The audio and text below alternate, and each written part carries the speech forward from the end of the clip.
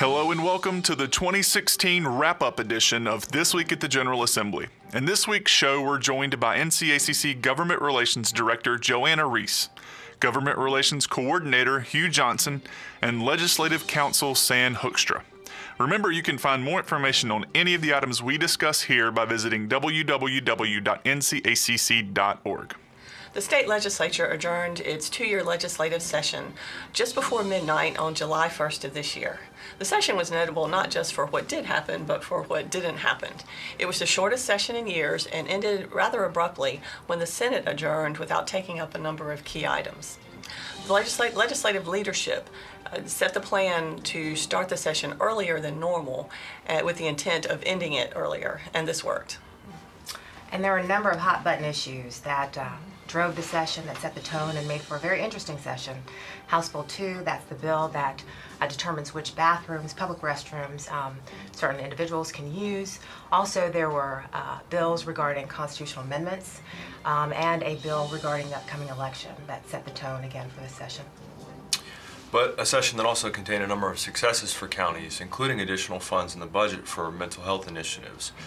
The budget had $40 million total for new behavioral health programs, including $10 million each year for recommendations from the Governor's Mental Health Task Force. And past president of this association, Macon County Commissioner Ronnie Beal, inspired that task force with his leadership as well as serving on that task force.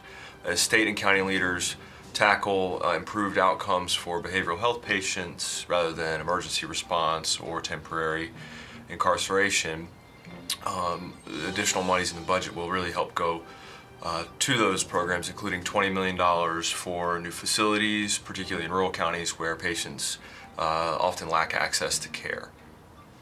Another success that we're very proud of is the one regarding school board lawsuits. House Bill 561, that is the bill that has been in conference since last session. It is a bill that has taken a rather tumultuous route to passage. In fact, there were some last-minute technical drafting snafus that could have derailed the whole project. But the bill did pass. It did not include a moratorium, but it includes a study, a comprehensive study to be done by the legislative staff. They're going to look at the current process and how it's working. Some of the issues that they'll address is the effect that the process has on the relationship between the two boards, how often it's been used, and the taxpayer dollars that have gone to fund these lawsuits. In addition, there were two local bills that included a moratorium on school board lawsuits. One was for Union County, and it imposed a one-year moratorium. The purpose being to allow those boards, the school board and the Board of County Commissioners, an opportunity to get together and to discuss and determine what the capital needs really are for that county and to develop a 5-year plan. The other bill regards the Nash Rocky Mount, school system, and the bill would impose a 10-year moratorium. We were really surprised to see that pass with very little discussion. But it will revise the funding for that particular school system and set up a structure to fund that system. And as Joanna mentioned, this session was notable for the number of things that didn't happen, including an omnibus regulatory reform bill. For the first time in years, the General Assembly adjourned before adopting a comprehensive regulatory piece of legislation. Legislators worked until the final moments of session, but ultimately could not agree on a compromise and left Raleigh before passing an omnibus bill. Another piece of legislation that didn't happen was House Bill 100. That was a bill that the counties were opposed to, and we actually worked against. It would have penalized counties by withholding school construction dollars for failure to comply with state immigration laws. And these are laws related to E-Verify, sanctuary ordinances, and laws regarding which forms of ID are acceptable. The bill was concerning in a number of ways because it wasn't clear to what extent a county could be penalized for a city's failure to comply. And in addition, more troubling was that a county could be penalized for the conduct or failure to comply of a local law enforcement agency or its sheriff's department, which the county has no oversight over. Fortunately, the bill, although it passed the Senate, it went to House Rules, and there it continues to lie. And a bill that contains 3 constitutional amendments passed the Senate, but died when the House declined to take it up. It contained a provision on, it had changes to condemnation procedures or the compensation for eminent domain, which the House has considered for several years but has not moved. It also has one that decreases the constitutional cap on the state income tax to almost half of what the current cap is in the Constitution. And lastly, it contained an odd provision that states that people have the right to hunt and fish in North Carolina. Now, if that bill had passed, all 3 of those would have gone before the voters in a referendum in November. So the legislature passed the final state budget also on the last day of session and sent it to the governor for a signature, and this was the first day of the fiscal year. They made a number of changes to sales taxes that were modifications to the bigger sales tax changes that happened last year. One of those was that they changed who was required, they expanded who was required to levy a sales tax on auto and large appliances, their maintenance, their repair, and the installation of those. And it also repealed the sales tax on automotive contracts. In addition to a sales tax change, the legislature also increased the standard deduction for income tax for the state residents.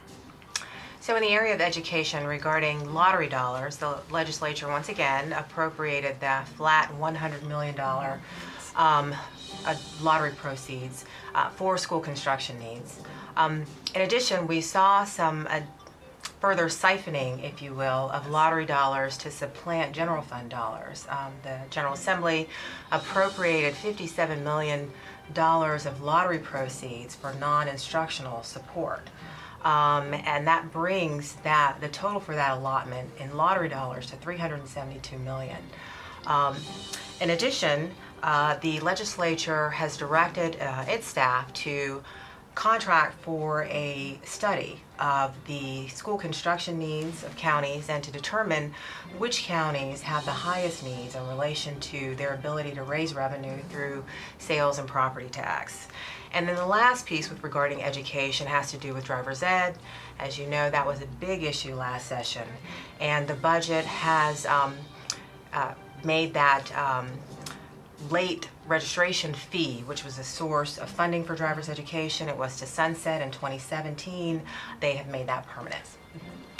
We mentioned mental health funding earlier, which was a priority for counties this session, but the budget also included funds for broadband initiatives, at least partially satisfying another county priority goal this session. The budget included just over $1 million to partially implement the state broadband plan, as well as $500,000 in total for broadband projects in Stokes and Cumberland counties. And we expect to see additional focus on broadband issues in subsequent sections, and expect our counties to continue prioritizing broadband access as a goal for counties in the future. Another item included in the budget relates to the State Crime Lab. For a number of sessions, additional funding for the State Crime Lab has been a priority for counties. The interest being to reduce the backlog of toxicology and DNA testing that is done and to expedite criminal cases through the system. The budget includes funds for equipment and utilities for the new crime lab in Edneyville, which is set to open in February of next year. There's also additional funding for the state crime labs here in Raleigh and in Greensboro. And once again, the legislature has appropriated some additional dollars to allow the state crime lab to outsource toxicology testing for some private agencies in order to, again, reduce the backlog. And there were a number of other bills that passed that were of interest to counties. One of them is an elections bill that made several changes. Some of them are pretty technical, but it does have a few pieces. One being a study of elections for municipalities or cities in even-numbered years as opposed to odd-numbered years. This has been discussed for a while, and these elections currently are in odd-numbered years, which is off-cycle from most other elections. The bill also makes some changes in how votes are tabulated in preparation for the 2020 census, and then shifts the order of candidates, or sets the order of candidates for Court of Appeals on the ballot. In recent years, we've had some Court of Appeals races with a large number of candidates running, and this will set some standards for how those people appear on the ballot. A really interesting piece of legislation actually changes the border between North and South Carolina, or instead of changing it, it shifts it back to the original border. Is over time, what was understood to be the border had changed. North and South Carolina passed somewhat mirroring pieces of legislation, and it actually moves some residents from one state to another. These residents will have to get a new driver's license in their new state and pay taxes in a new state. However, it does make some accommodations. Some students who are in school will be able to continue to stay in the school system where they originally are. And one piece of interesting trivia here is there is a particular gas station that was in South Carolina, and it's moved to North Carolina, and it's going to continue to be allowed to sell fireworks in North Carolina. Another piece of legislation of interest that passed this session pertained to the use of body cameras. The bill, it's House Bill 972, it determines the accessibility of the video footage and audio footage from body-worn cameras or dashboard cameras or any sort of video recording device used by law enforcement officers in the course of their work. The bill, unfortunately, may not satisfy some of the expectations that the public has regarding the public access to this information or the transparency that it was intended to provide. The bill has declared that these recordings are not public record, and that the custodial law enforcement agency may only release these recordings to an individual whose image or voice is captured in the recording. A person who has requested a copy of the recording, and if that request is denied, that person has a right to appeal to Superior Court. The standard of review, though, is very high because it's abuse of discretion. The bill, as it moved through both the House and the Senate, was amended to add a provision that allows governmental and non-governmental entities to engage in needle exchange programs. The bill provides that a person who is found to be in possession of a syringe, a new syringe, or one that is used that may even contain trace amounts of controlled substances, will be immune from prosecution if they are taking that syringe to one of these programs or are receiving it from one of these programs. So what's next? Well, the legislature adjourned until January 11th of 2017, which seems very far off, but is likely coming as fast as a freight train. We will begin working on our legislative goals process with counties seeking input on our next set of biennial goals. And I think for the next session, we can probably expect to see an effort again to increase revenue options for counties and to expand internet access or broadband access to those areas that need it. That's right, Stan. We had some progress in both of those areas this year, and we'll anticipate continuing to work towards those. But ultimately, 100% of our agenda comes from our members, which are our county commissioners and our county staff. So we'll be seeking their input, and we'll be back with you in January next year. That's all we have for this program and for 2016. Thanks for joining us. And remember, for more information on any of the topics we've discussed here, please visit www.ncacc.org.